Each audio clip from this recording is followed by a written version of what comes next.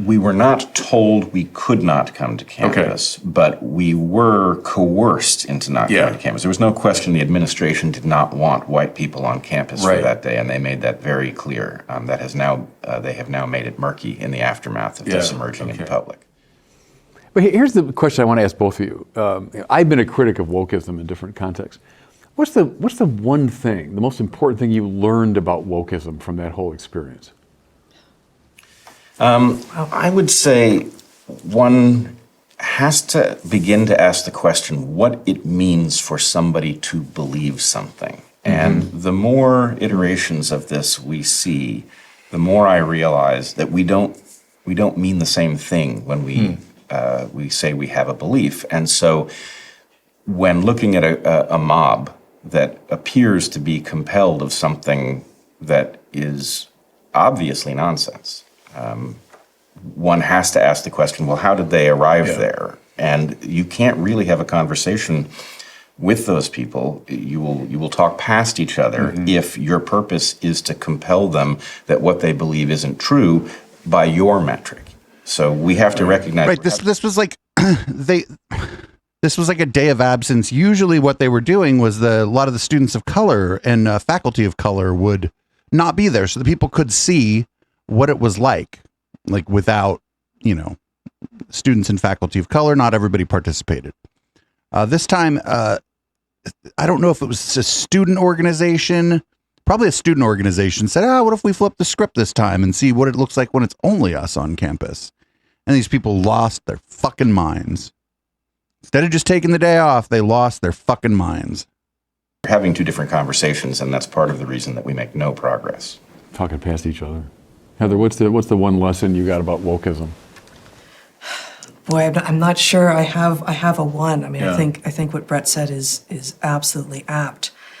I came to question, maybe this is exactly the same thing that Bret was just saying, but I came to question every conversation that I was having about what the words that I was interchanging with people seemed to mean.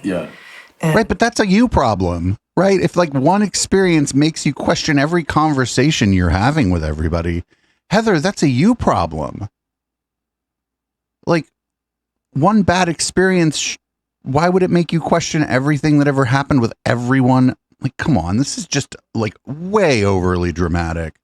For the people who are saying everyone else is triggered all the time, I'm just telling you, this is drama. What it suggested about worldview.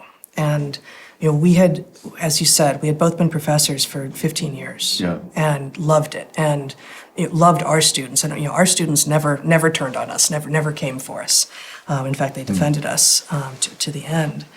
There was I'm sure there was pro Bret and Heather and anti Bret and Heather factions at the fucking school. Get the fuck out of here.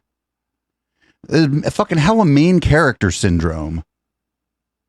One of the things that you learn as an educator who really comes to know your students, who really cares about your students, is what can you what kinds of tools can you use to get into their brains and their pasts such that whatever it is that you're trying to encourage them to learn how to do can really land and they can then own it, as opposed to, I just have to remember what Heather was saying. Right? No. That's not what education is. So when I bet these are the weird professors who were actually, please call me Heather. I bet these were God. Majority, it would appear, of a college suddenly turned on two professors who had been living what we thought were wonderful lives there for 15 years. What did it say about all of those conversations and relationships and friendships in some cases about what was actually underlying those? Well, not for nothing. It's not so by all accounts, their students did like them. They didn't have a bunch of bad reviews and shit on the student sites before this happened, right?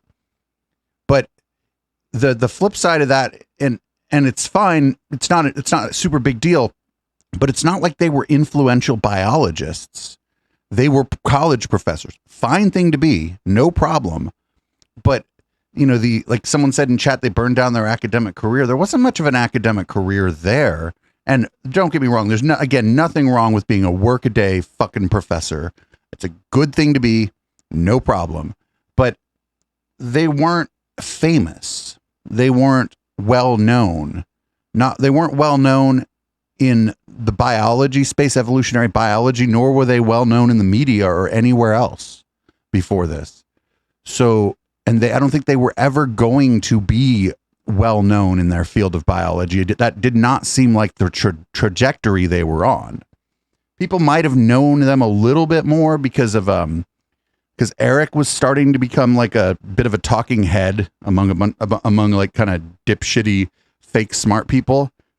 But they were not well known or like well respected biologists. And like there are only, like, how many biologists like are famous, right? Like there's nothing wrong with not being famous when you're a biologist. It's just they were never going to be famous, which most of us will never be famous, right? Most of us we're just never going to be famous even if we have accomplished great things. Most people are never going to know our names. So they may have seen this as a springboard to get famous as the moral panic around cancel culture started to well up. Relationships. Yeah. And I think that's not unique to the woke ideology, that we end up betraying ourselves by saying things that aren't actually true. Yeah. But I do think it allows people to be more confused about their true selves. Yeah. You know, it's interesting because the question of truth, what bugs me the most is this complete relativizing of even the notion of truth. So that even in your field, so perhaps in the social sciences or in philosophy, where there's a kind of a greater flexibility, you might say, but in math and the hard sciences, it's still maintained. Well, that's truth because you're part of the patriarchy, or you're saying that's true because you were part of the oppressive class. That when we give up on the idea of truth. Wait, nobody's saying that in the hard sciences. Like, this gets conflated all the time. When we talk about like the problems with like the white supremacy and patriarchy in the hard sciences, the problem is that women and people of color historically weren't given an opportunity to excel. Or if they were doing excellent work, some fucking old white guy came along and took credit for their work. That's the problem of white supremacy and patriarchy in the hard sciences, at least as far as the history of science goes. I don't know. I'm not a historian of science, but the more we learn about things that have been discovered over time, the more we learn that it's like it's always a team, and then it's always some fucking like well-to-do white guy at the top of the pyramid taking credit for the work of the team, and the team is all different kind of people. We're giving up on something that brings us together, right? If we abandon truth as a value in itself, God help us. And then the second thing for me is the end of public conversation. We can't have a public conversation where truth is the criterion that we all accept and that we respect each other enough to have that conversation. Something so fundamental is broken down in our society. Yeah. You're in exactly the right place. This is the meta conversation that haunts everything over which we cannot reach agreement. And in fact, Heather and I began discussing the conflict over COVID policy. And at some point we realized that we were dealing with the exact same thing that we had seen over questions of patriarchy and white supremacy at Evergreen. And we started referring to it as a question of medical wokeness. And what was really taking place was we were being told that we had misunderstood something, when what we were really being told was this is not the place for us to have an open conversation. And, wait a minute. No, if somebody tells you that you're wrong, that doesn't mean that this isn't a place for a conversation. That's just somebody telling you that you're wrong. Those aren't the same statement. Maybe you were just wrong and people were like, hey, you're wrong. That is a place that can exist, right? In a cosmopolitan society where we don't all share the same belief structure, we have to figure out how to navigate controversial issues, and we have to do it with a shared agreement that our purpose has to be to remain, as one people, to govern ourselves well, and to do the best we can in an emerging complex scenario. But we've lost that. Somehow we're not all on the same team with respect to governing ourselves. Wait, we used to all be on the same team, everyone. It's like so funny listening to these people talk about this. They're like, oh, well, we're being told that there are problems in these fields of endeavor because of white supremacy and the patriarchy. Homophobia, too, like not for nothing, right? Like there was probably rampant homophobia in these fields, transphobia, and people don't get the fair shot. And now they're like, well, we're not all on the same team. And it seems to me like they're saying other people want in and they don't see everything the same way we do as far as the way that we're all supposed to treat each other in these fields of endeavor. And so now we're not all on the same team anymore. I don't like that. In fact, I like, if you could imagine this, I reject that. We were never on the same team. Y'all just weren't allowing other people to play. Dangerous. One of the master images in your book is the campfire, which I love. A lot of good things happen around campfires, you argue, but one of them is conversation, the sharing of ideas. And I've always been struck by, I'm classically trained, so going back to Plato and Aristotle, those people, that the philosophical tradition begins... I'm classically trained. I learned what a bunch of old white guys before me had to say about the world. ...ways with dialogue. So the Platonic dialogues, it's a conversation out of which truth emerges. My hero, St. Thomas Aquinas. The Middle Ages didn't have a lecture hall so much. They had disputed questions where an issue would be raised and then all the different points of view would be exchanged. No, in the fucking Middle Ages, not all the different points of view were brought in, Bishop Barron. The Middle Ages were a terrible time if you were just a woman. Anybody listening to the women in the Middle Ages? I don't think so. So no, not all of the ideas were brought in. All of the ideas from certain kind of people were brought in. Oh, I'm gonna get mad at this bishop as much as I get mad at Bret and Heather. Watch. Thomas's, writing, the conversational model. I don't like the move Descartes makes, the cogito. I think the sort of withdrawal into privacy and then coming up with philosophy out of that experience. I'm a cogitamus sort of person. I mean, we think. And I love that about the campfire, right? That from primeval times, we gather around campfires. But if we lose the capacity to talk to each other in a civil way, we lose the campfire, something essential is lost. Very much so. And this is one of the moves, if you will, that we make in the book with regard to how we define consciousness. Yeah. And it is not inherently a standard definition of consciousness, but we find definition of consciousness in the exchange of ideas. Right. That which rises to consciousness is that which can be packaged for the exchange. Yeah. Wait, no, that's not what consciousness is. Like, I'm not a genius. I'm not an expert on consciousness, but if it's that which can be packaged for an exchange, what about somebody who can't speak because of a disability? And there's like no pen and paper around. Is that person all of a sudden, no, they're not conscious anymore? That's probably what people thought, right? Like at some point, people probably did think that if somebody was, as I would say, mute, that person just didn't have a fucking thought in their brain. But that was wrong.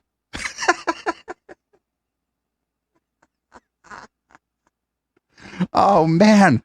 No, you can be conscious and not be able to package what you're thinking about for somebody else's consumption. What she's talking about is communication. Oh, wow. That reveals, I think, how social we are, right? We are an inherently social organism, and all of us have private lives, of course. Right. But so I think maybe it's these two things that we have so far talked about. It is there is some underlying truth. There is an objective reality, and religion, science, art, all of these things and more are seeking an understanding of that. Wait, no. Art does not seek an understanding of objective morality. Art is just art. And it could seek an understanding of objective morality. It could just be some shit some person splattered on a fucking canvas that looks good. It could be like an elephant that happened to learn to paint. It could be me drawing a stick figure. Art doesn't have to be anything. That's why art is great. And religion is mostly in the spiritual realm. It's not looking for answers in objective reality for the most part. That's just the scientific method. And we're humans, and so we're not that great at the scientific method, like as individuals. So, oh my God, what the fuck? They're like pivoting away from their anti-vaccine grift, and they're gonna go full like crystal healing energy on us. Watch. And we may never arrive at it, and we may not agree on what it is, but we are all seeking it. And the woke move, the postmodern move, is at some level to reject maybe that it even exists. Right. No, but they keep defining like postmodernism in the dumbest way. Like legitimately, postmodernism is the school of philosophy that came after the fucking school of philosophy that we call modernism. And it rejects some of the grand narratives of modernism, but it isn't like, oh, nothing's real, don't worry about it. Fuck it. Who the fuck says that? Come on. That's kind of, that's a non-starter for Because we conversation. splinter then, and conversation ends at that point. Yeah, it ends. And that's a non-starter for then the shared experience that is at its most fundamental what humans are, is the shared experience, for instance, around the campfire. So if I can Yeah. try to put what you've said about the retreat into the personal thinking into our framework. There's an ebb and flow between an interactive collective consciousness and No, that's fucking woo. That's some spiritual mumbo jumbo. There is no evidence for collective consciousness. These people are supposed to be fucking evolutionary biologists. It would be nice to believe in a collective consciousness, and I think of the like metaphysical or supernatural ideas, it's one of the nicer ones, and it's one of the ones that I kind of wish was true. But I don't think we really have collective consciousness outside of like literature and media. But that's not really collective consciousness. That's like collective knowledge. Oh my God. necessarily private version. And I would argue that it's something, we have undeclared dark ages in which the exchange of ideas are not welcome. And so we have did they call it the Dark Ages during the Dark Ages? God, this is the dumbest fucking thing I've heard on this show. We've listened to some dumb shit on this show. This might be the stupidest fucking thing we've ever heard on this show. What does he mean in unannounced Dark Ages? What were they like, everybody walking around in the Dark Ages going, oh, won't it be great when the Dark Ages are over? I actually have a term for it. I call the people who think independently when thinking collectively isn't allowed keepers of the flame. And, so I think some compassion for their position has to be extended, because what happens when it is again possible for us to talk together is that those who remember how to do it because they've brought it into a less obvious space, those people jumpstart the process. And unfortunately, we are now at this moment facing a bizarre kind of dark age where in some ways we have never had better tools for interacting with each other, and it has never been less welcome that we do so. And so, no, it's just that nobody likes you, Bret. It's nobody likes you and Heather. Looking for the mechanism now to re-jumpstart that conversation, which has to start with this question that you raised, which is, do we not agree on the conversation as paramount? And it's an They are talking about how wonderful it is that we're having a conversation. This is it's been a while since somebody's kind of said that on something we watched on the pod part of the show, where they're like, well, we just have to all agree that it's good to have a conversation. It's get the fuck out of here. I've had conversations that have been good and conversations that haven't been good, and so have Bret and Heather. a logical issue, it's a political issue, it's a cultural issue. The breakdown of conversation at all those levels, I think, is to me, is a dire consequence of this wokeism stuff. Can I shift from wokeism, somewhat happily, to these science-religion issues? Because I mean, I'm privileged to have two scientists on, and usually we talk to people more. No, those are talk show hosts that used to be fucking biology professors. Be careful who you call a scientist. You know, the social sciences are in philosophy, religion, and so on. So it's good to have scientists, and it's a major block for young potential believers. Why have you left the church? Why don't you have faith? Well, science refutes religion. science has proven religion wrong. I'm a science person, and it's opposed to religion. So I've been on this crusade for a long time to say this is a false dichotomy. This is maybe a Catholic bishop shouldn't talk about being on a crusade, but I know that's just like an aside that's not really important here. But problematic. And I've said, look, the church, God knows we have a checkered history. I go into Galileo and company, but that at our best, we reverence the sciences. And again, go back to Gregor Mendel, Copernicus himself, Comte de Georges Lemaitre. I mean, some great scientists were profoundly believing people. So we love. Some of the greatest scientists believed in a god or were religious. No shit. There was a time at which it was like illegal in Europe to not be religious, more or less. So like, yeah, most of those people would tell you, yeah, I'm totally religious. The sciences, but what we don't like, I've argued, is scientism. And I gather from your book you don't like it either. And here's my definition of it. I want to just talk about that. Mine is the reduction of all knowledge to the scientific form of knowledge. So the scientific method, the scientific way of knowing is absolutely valid for certain aspects of reality, but not for all aspects. And to reduce everything to the scientific is scientism. Okay, so like I'm a scientismist then, because I think that actually, to the best I could tell, the physical world is all we got. And the only way to figure out what's going on here is through examination, experimentation, and observation, and then testing those observations against like other observations. And like, yeah, I'm a scientismist, I guess. If that's going to be the way we're going to deal with it, then yeah, I am. Talk to me about that. I'm just curious to know your takes on science, scientism, et cetera. Yeah, I would. I think I have a slightly different take on scientism, but it's coincident with what you're arguing. I see much of what is passing as science as not science, because, and this is maybe just a slight tweak on what you have said. Yeah. Great, Heather. Maybe you could do some peer review on people's fucking papers or something. Then, if you think there's a problem with the work they're doing. Oh wait, that's work. Not for you anymore, is that? Because it is easier to discuss with the public and even with other scientists that which is easily measured, that which is easily quantified, that which is easily reduced, we end up focusing on those questions. And then the mistake is we think that those are the big questions. Those are the real questions. And we sort of replace the language of the small with the language of the large, and we pretend that we've asked the big questions. And evolutionary biology tries to ask big questions. And great, then you should go back to doing evolutionary biology and stop polluting the airwaves with your fucking show.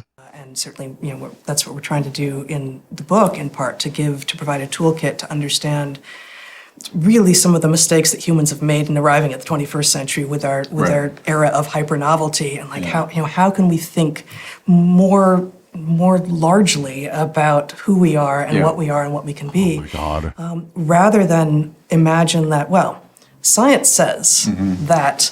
But science doesn't really say anything.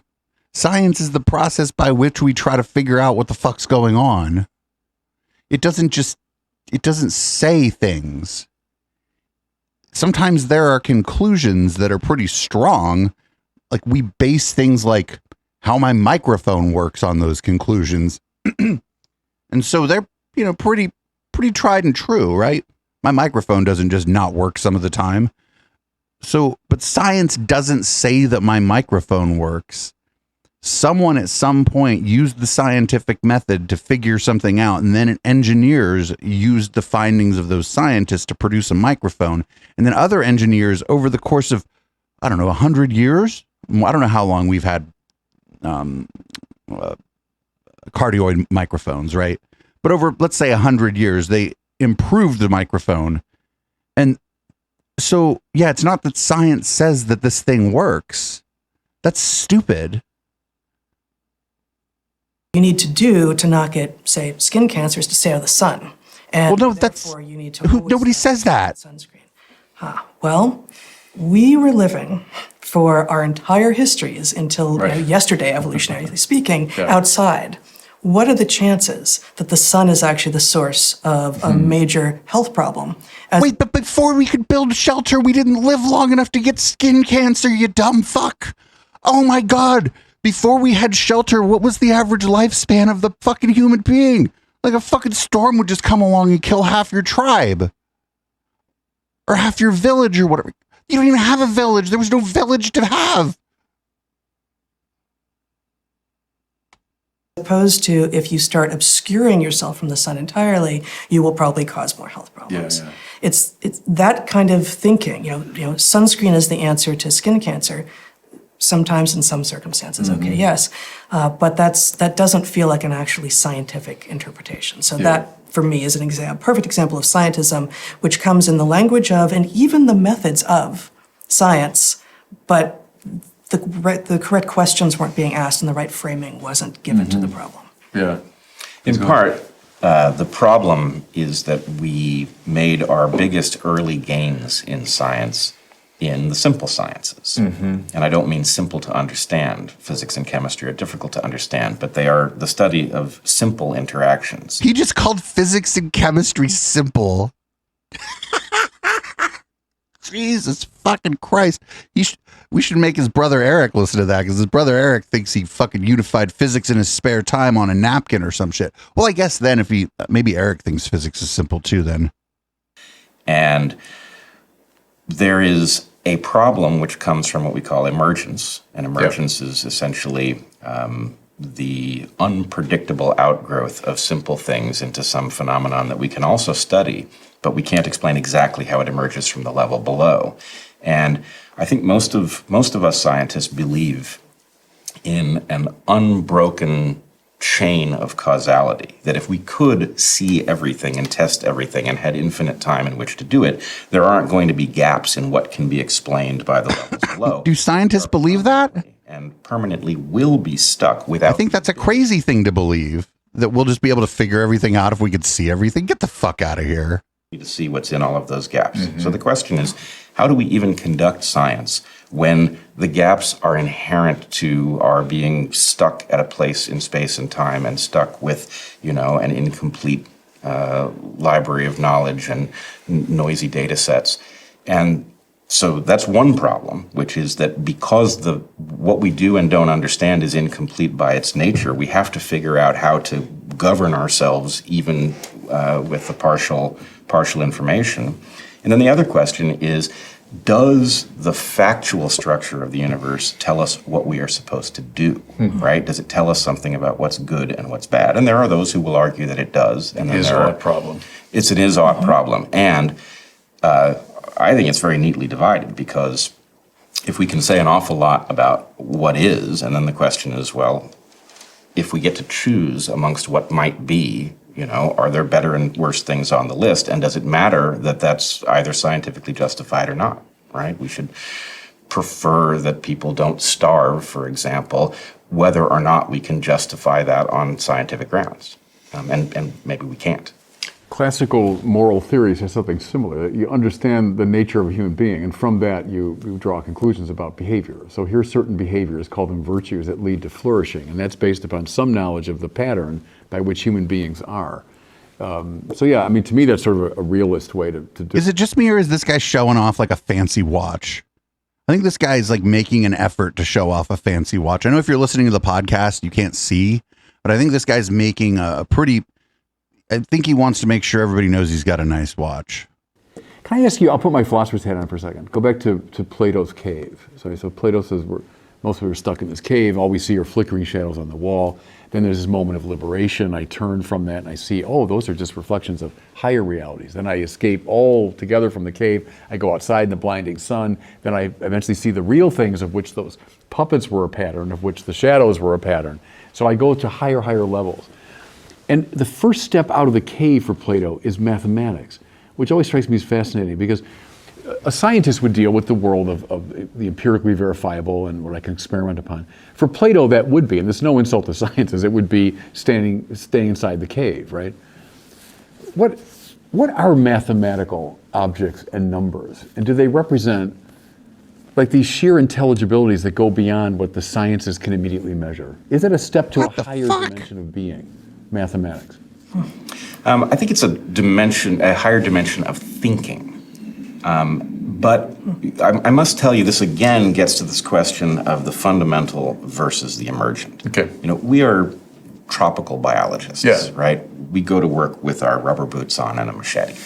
And if there's one thing, No, you're not. You're talk show hosts. what goes on in a tropical forest is there's no place to start. It's not linear. We don't understand how the You're not a place tropical works. And so you biologist. go in and begin at the beginning. What you do is you begin somewhere, And so you can't do it with math.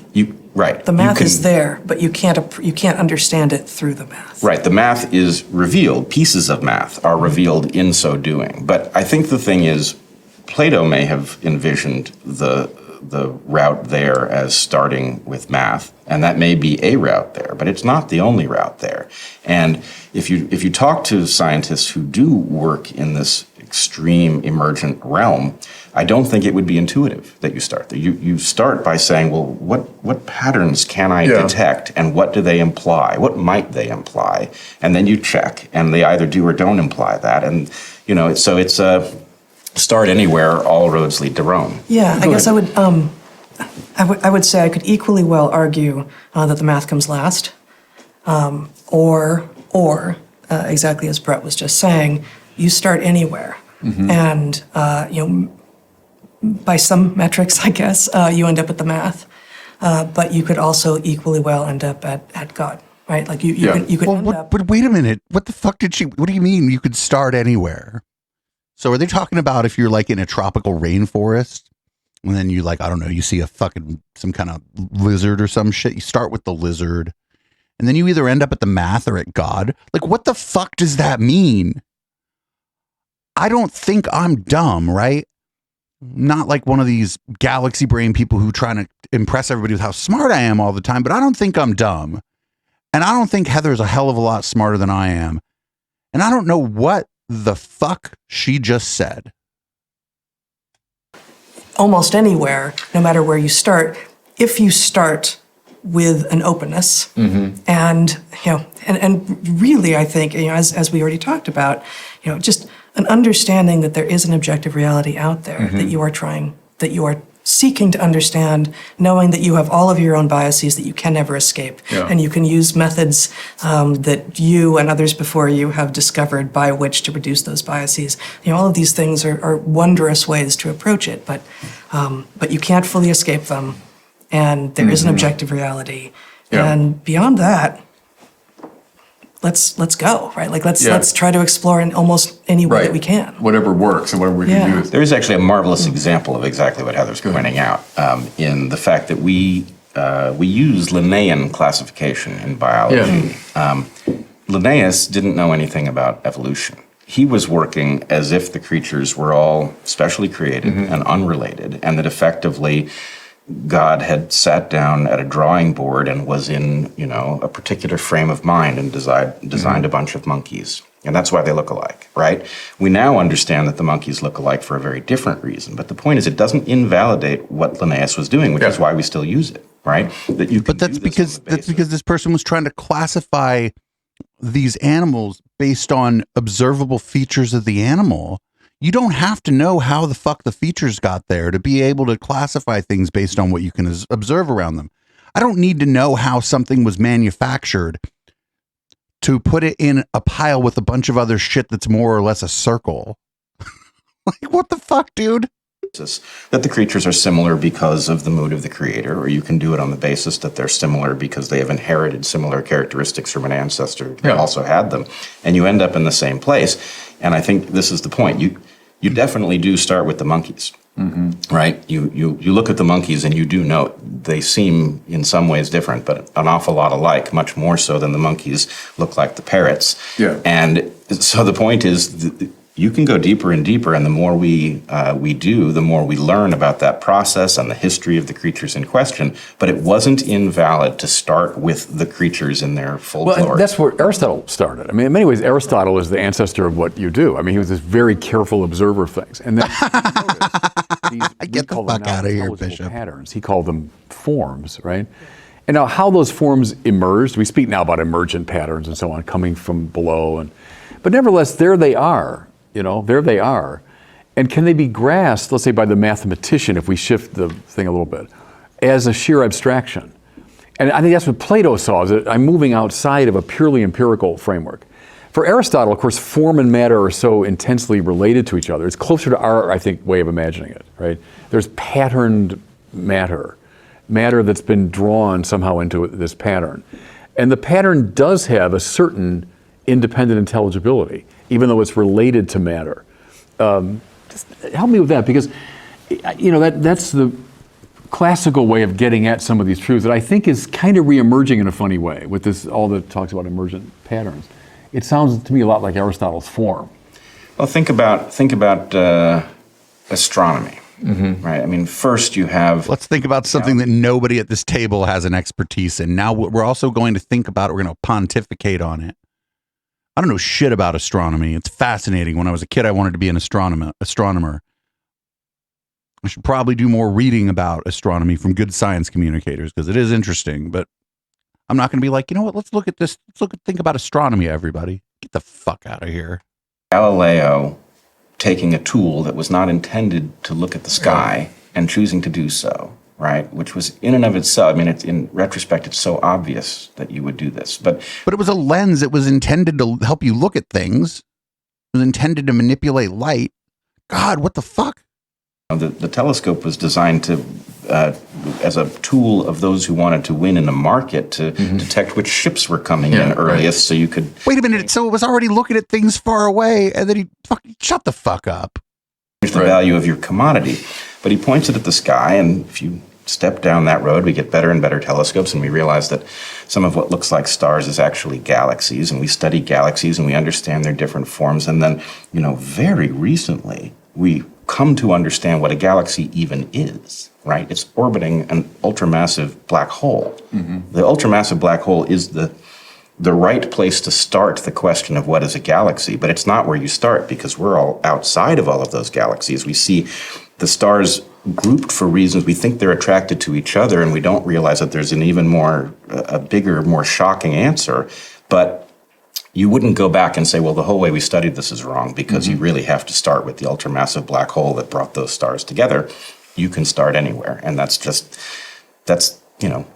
sort of the human predicament. We are in one place at one moment. Like it's some kind of revelation that the more you learn about something, the more likely you are to find something important.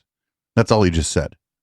Large cosmos full of the strangest phenomena, and we have limited tools to unpack them, but you know what? They're good enough. There's also a question, more so the more into the future we get, of what tools we're using to make our observations with. And the kind of science that Bret and I have done empirically the most, as he has said, is tromping around rainforests looking at organisms. They must have just gone to a rainforest like twice and think that they're like, but in general, it's using our senses, Darwin or some shit, born with them, and our brains to make sense of what we are seeing, and to as much as possible observe without interpretation, which of course is impossible. Right. But observe with as little interpretation as possible, and record those observations such that then we can overlay interpretation. And if the interpretations prove to be wrong, we can go back and say, yes, but what were the observations in the first place? When we're talking about astronomy, when we're talking about cell biology, when we're talking about almost all of the domains of modern science, we are using tools that remove the human organism from the observation by at least one step. Yeah. And so we have put in between us and our direct observation something that we are trusting to do a job that it is telling us it is doing. And you mean like a lens? Is she saying that we're like, we have to put this layer between us and our observation when we look up at the sky because we can't really see things? So you just got to trust the lens, I guess. Come on. that itself is an act of faith at some level. Yeah. And so, recognizing trusting a lens isn't an act of faith. Oh, wow. That's amazing. Where we are entrusting. There's lenses in your eyes, lady. And our interpretations to others who have made promises to us that they are doing and their tools are doing what they say they're doing, renders the modern act of doing science rather farther removed from the human experience than it has been. And I think actually in some ways field biology is one of the modern sciences. Like they literally went to a rainforest twice as academics, and they're like sitting here telling you that that's the most pure form of doing biology. As unlimited. Maybe they went 3 times. As connected to our original senses as originally was. You two remind me much more of Goethe here than Newton. You know, that famous debate. Goethe looked at Newtonian science and he said, mechanistic understanding of things. I'm going to take plants and animals out of their natural habitat. I'm going to cut them up. I'm going to analyze them under bright lights, ask them my questions. And Goethe, great poet, but also a scientist, said this is the wrong way to do it. Rather, you should go out into the field and sit down next to a plant and watch it or do the Jane Goodall. I mean, it's not just touch grass. This is make friends with grass. With the apes, or she was studying and become part of their community. You need to actually and I've always have a conversation with the grass. I've always felt that a lot of modern science draws its strength from a certain narrowness. That's to say, reducing the 4 classical causes to 2, the material and the efficient, more like billiard balls bouncing off each other. And so let's understand it mechanistically. Where form, we've been talking about, pattern, intelligible pattern, and then finality, that things exist for a purpose. They're going somewhere. They're about something. And we can construe that very naively, or we can do it, I think the way you guys do it, is watch things and plants and ecosystems behave, right? And they're behaving according to certain intelligible patterns that are already inherent in them. And they're after something, aren't they? He's just like, look at some plants. Getting somewhere. So talk about that for me. I find that interesting, is the reintroduction of formal and final causality into the scientific conversation. Bring Goethe back. Let me say first. Yeah, go ahead. I'm reminded of... If Heather says I made friends with a fern, I'm going to lose my shit. I hope she doesn't say that. The quote that was emblazoned atop the University of Michigan Museum of Zoology, which is where we went to graduate school, by Agassiz, who was a great 19th century naturalist. Yeah. And, I think he was the founder of the Museum of Comparative Zoology at Harvard, and I believe that he came up with the idea for the ice ages, or he saw the evidence for the ice ages. What it says atop the University of Michigan Museum of Zoology is, go forth into nature, take it into your own hands, and see for yourself. And there it is. Yeah. And this in a museum where all of these organisms have been collected and preserved. This is like a delusional academic version of touch grass. That's all it is. This is like the most delusional, over buzzwordy, a lot of fucking 19th and 18th and 17th century name dropping going on here. They're name dropping dead people. This is like a lot of work for like touch grass. Come in and look at the organisms and do the reductionist thing of trying to identify who's related to whom and what it means. But right there, we are told, we are reminded, no, go out. Go out and see for yourself what you think it means. Yeah, go ahead. Science is the study of patterns, and patterns exist from the fundamental up to the complex, the extremely emergent. And it is quite possible to blame this obsession with reductionism for our failure to understand the bigger picture. But I don't want to denigrate reductionism too much, because really the value of science comes from a balance between this instinct to reduce and the competing instinct, which is to synthesize. And what's happened those aren't simple quirk of the way that we currently fund science has caused an effective... Just from like a simple building a chair perspective, you will first reduce the wood to the fucking things you need for the chair, and then you'll synthesize that motherfucker into a chair. So these aren't competing ideas. They kind of have to go together to get anything done. You have to figure out what's going on, and if you want to do something with it, once you've figured out what's going on with it, you can use what you've learned about it to do something with it. That's how we build things. They're not in competition with each other. They're not opposed to each other. They're both necessary. Yeah. Where the reductionists have won out, and those who are engaged in synthesis, largely what's happened is the reductionists get to do synthesis as a hobby at the end of their work rather than hiring people who are actually good at it. And the quirk is just that. Oh, it's that weird fucking American shit. It's not just American. It's like European too. This shit about like we need like one smart inventor. He's gonna go down that fucking trope where like, oh, we need, one visionary to invent shit. And that's just not how anything works. Like the world is too complicated now.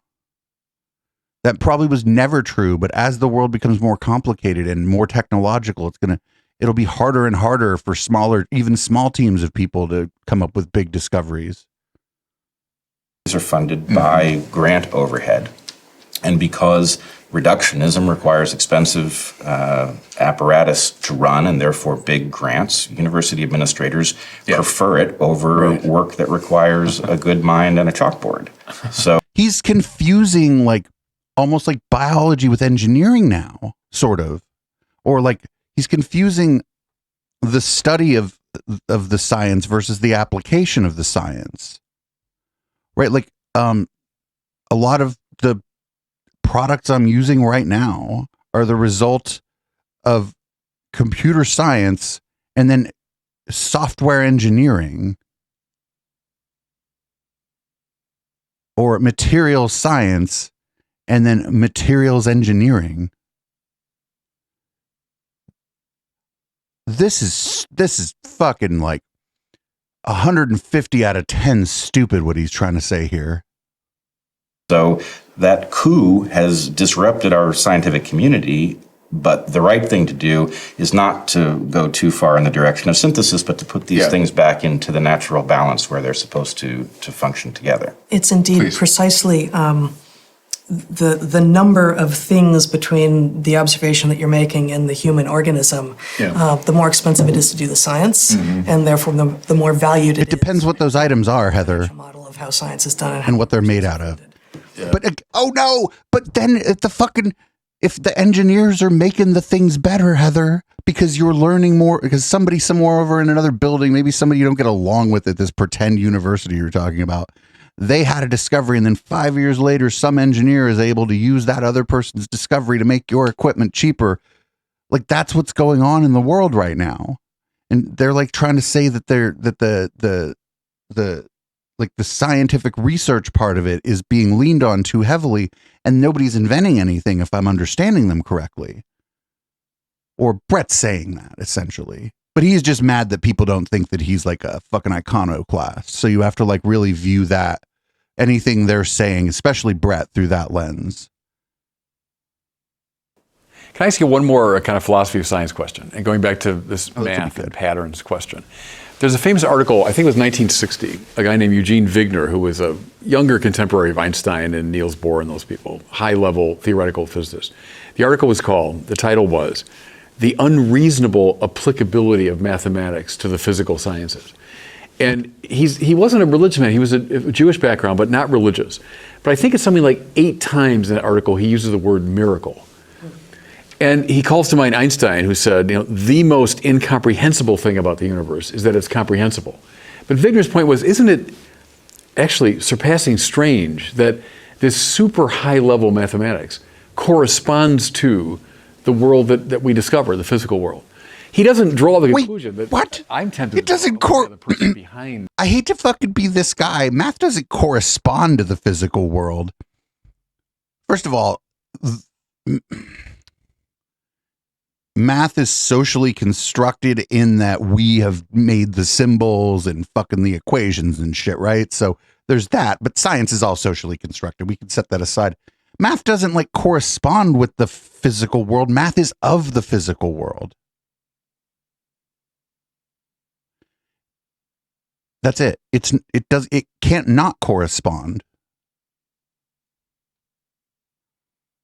The universe is a mathematician. Galileo would have said that. Einstein seems to at least point in that direction. I'm curious from you two scientists. I know that's more physics than your area, but how do you? Oh, they'll be happy to pontificate on it. Don't worry. Applicability of mathematics to the physical sciences.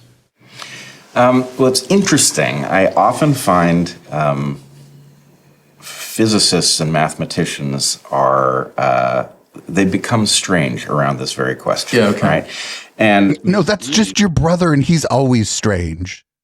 there are sort of two general routes you could take. You could say, well, the universe is a very odd and improbable place, and we could ascribe that odd improbableness to some force that was up to something.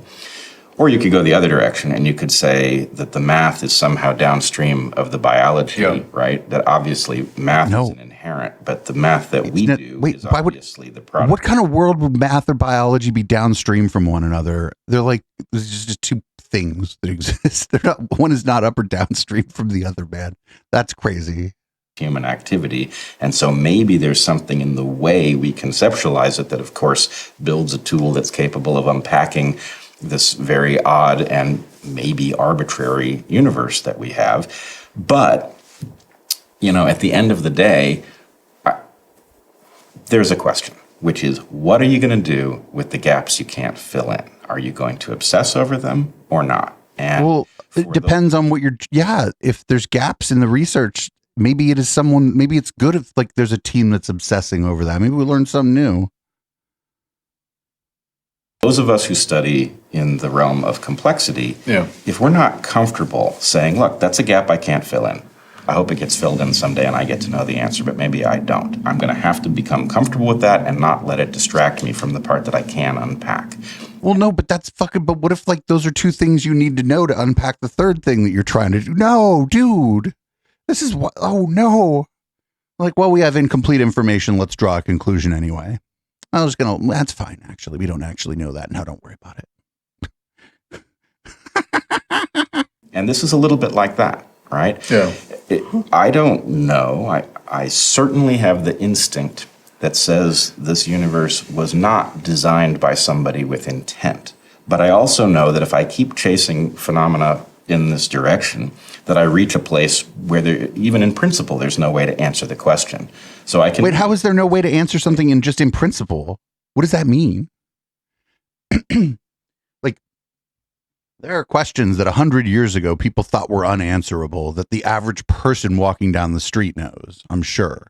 Right? It's not something I don't know. I didn't have that prepared, but there must be like a question or two questions or hundreds of questions that people 100 years ago thought were like unimaginably hard to answer that now just a lot of people know. Oh, yeah. Somebody in the chat said, what time is it? Yeah. 100 years ago, everybody didn't have a pocket watch. And they were like, how am I supposed to know? I don't see what philosophical problem it solves to imagine that somebody designed it. But if somebody had, and what they had done was basically imbue the universe with laws that caused phenomena that for some reason they wanted to unfold to do so, that would work too. And I can study within that universe without having to resolve it. But doesn't it strike you as odd? I mean, couldn't you imagine a universe that is not so highly structured in these complex mathematical patterns? Isn't it odd that it is? Sure. But wait, the universe isn't structured by the math. The math fucking is just a way in which somebody can understand part of the structure of the universe. Why do they have the car going from the universe is structured well because of math or whatever? Why isn't it the other way? Why isn't it, as we learn more about the universe, it seems to be more structured because we understand more of the things going on. The more you understand about something, the more structured it seems. If you just look at the outside of a building, and you're like, oh, that's some bricks and shit. And you go inside and you're like, whoa, there's a fucking maitre d' here. And you go, shit, there's an elevator. You just learn more and more about the structure of the building. The building doesn't become like more organized or less what the fuck? On the other hand, again, one always wonders whether or not the math physics community is saying something brilliant or circular when it makes arguments, about, the Goldilocks planet effect, right? Yeah. And basically the point is maybe there are an infinite number of universes that have been created, and almost all of them are mathematically inhospitable, and this one was mathematically hospitable, and it's no surprise that we would find ourselves in such a universe. And so there's but it's mathematically hospitable. Fucking come on. The math is just like the way we represent the numbers and parts of numbers of things and potential numbers of things. I don't have a really good background in math, so I'm bad at talking about this, but math is just like the fucking, it's like the blueprint, or it's like part of a blueprint, and it's like anthropic principle that could get us out like of that. what is mathematically what is fucking somebody special. sorry, none of the atoms here can do arithmetic and can't really. Bret, you're not welcome here in this universe. Like, what the fuck is he talking about? To me, like you almost have to invent multiple universes for which there really is no evidence to get around the press of this question. It seems to me. Wait, why do you have to invent multiple universes to answer a question? Infinite number of universes, and they're all crazy and chaotic except this one. But like even there. But that's like not what most people, like who believes that? Is that a thing everybody believes? Me hard to explain that even if you got this one's got such massive intelligibility all through it.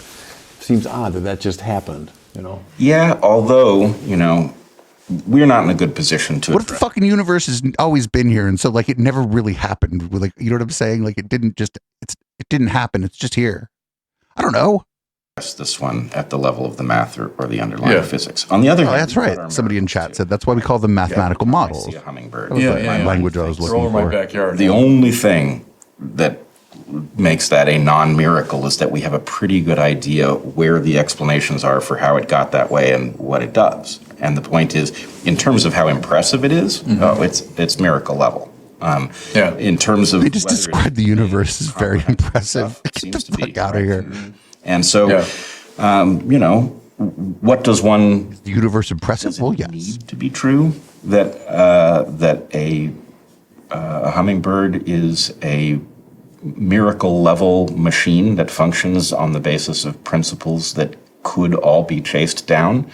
It depends. If you're a hummingbird specialist, it probably does matter. If you're a hummingbird appreciator, it might not. And what's cool, that's a different question, because that gets back to like Paley versus Darwin. So, Darwin in many ways, his great foil is Paley, who says, look, nature's like this watch that I find, this beautifully designed watch, and how could that be unless there was a designer to it? And Darwin says, well, no, I think, random genetic mutation and natural selection and time sufficiently explains it. But see, my perspective as a theologian is a plague on both your houses. I'm not really interested in that question. Like a plague on both the mechanical design. But that's because you're a theologian. I say a plague on your house. I have a degree in Lord of the Rings. What now? See, because the theological question, this is different, we're opening up, but is why is there something rather than nothing? Why is there anything at all? Why should a finite contingent universe exist at all? And that's the question of creation.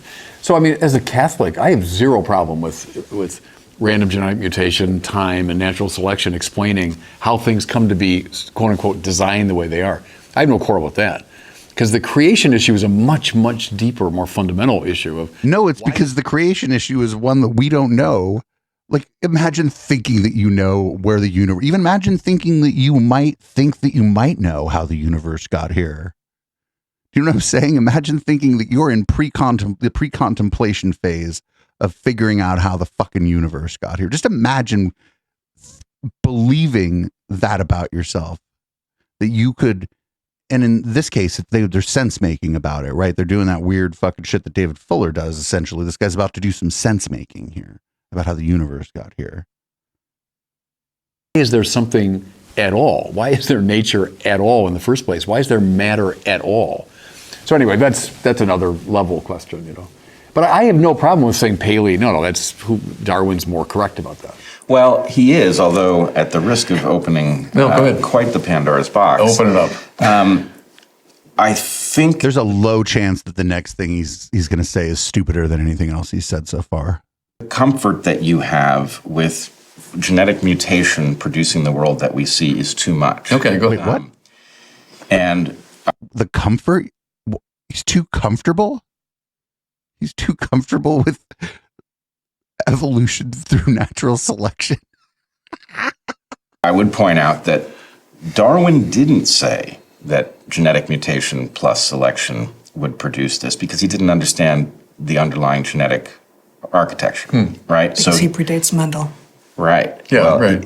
It's funny, he predates him intellectually, although they were contemporaries in terms of when they worked. But the point is, what Darwin described was actually a very elegant phenomenon of selection. And he didn't say what was being selected because he couldn't know.